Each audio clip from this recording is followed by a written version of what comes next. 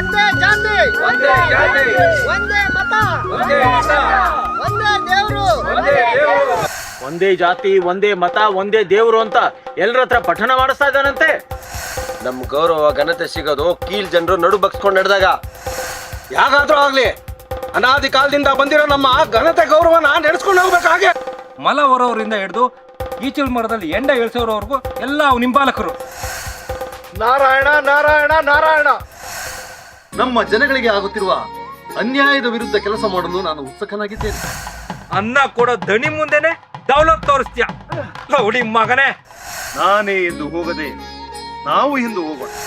ಅರ್ಧ ಜೀವನ ಎಂಡ ಇಳಿಸೋದು, ಇನ್ನ ಅರ್ಧ ಜೀವನ ಎಂಡ ಕುಡಿಯೋದು. ಹೆಂಡ ಕುಡಿಯೋದ್ರ ಬದಲು ಹೈನುಗಾರಿಕೆ ಮಾಡಿ ಅದರ ಹಾಲು ಕುಡೀರಿ.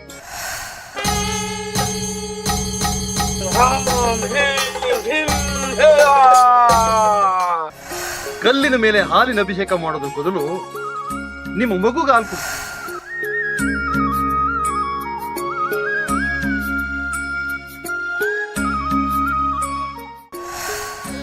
ಎದೆಗೆ ಬಿದ್ದ ಅಕ್ಷರ, ಭೂಮಿಗೆ ಬಿದ್ದ ಬೀಜ ಯಾವತ್ತೂ ವ್ಯರ್ಥವಾಗುವುದಿಲ್ಲ.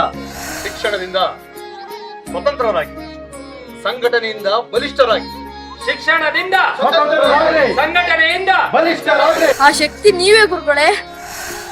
ಮತ್ತೆ ಇಷ್ಟ ಇಲ್ಲ ಅಪ್ಪಯ್ಯ.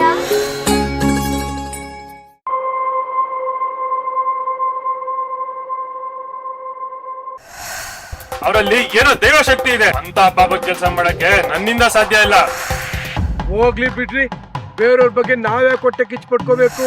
ಮನುಷ್ಯನ ಧರ್ಮ ಯಾವುದೇ ಆಗಿರ್ಲಿ, ಮೊದಲು ಅವನು ಒಳ್ಳೆ ಮನುಷ್ಯನಾಗಿರ್ಬೇಕು. ನಿಮ್ಮ ಜಾಗೃತಿಯ ದಾರಿ ವಿಶಾಲವಾದದ್ದು. ಭೇದ ಭಾವವಿಲ್ಲದ ನಿಮ್ಮ ಶಾಲೆಗೆ ನಾನು ಬರುತ್ತೇನೆ ಗುರುಗಳೇ, ನಾನು ಬರುತ್ತೇನೆ. ನಮಗೂ ನಿಮ್ಮ ಸಾನ್ನಿಧ್ಯದಲ್ಲಿರುವ ಭಾಗ್ಯ ಕರುಣಿಸಿ. ಅದು ಅಂತಿಂತ ಕ್ರಾಂತಿ ಅಲ್ಲ, ಅಕ್ಷರ ಕ್ರಾಂತಿಯನ್ನ, ಸಮಾನತೆ ಕ್ರಾಂತಿಯನ್ನ. ನಿಮ್ಮನೇಲಿ ಜೀತ ಮಾಡಕ್ಕೆ ನಾವು ಎತ್ಗಳು ಅಲ್ಲ, ಕೋಣಗಳು ಅಲ್ಲ. ಈಗ ನಾವೇ ಮಾಲೀಕರು, ನಾವೇ ಕಾರ್ಮಿಕರು. ಆಳೋ ಕಾಲ, ದಣಿಯೋ ಕಾಲ ಬರಲೇಬೇಕು.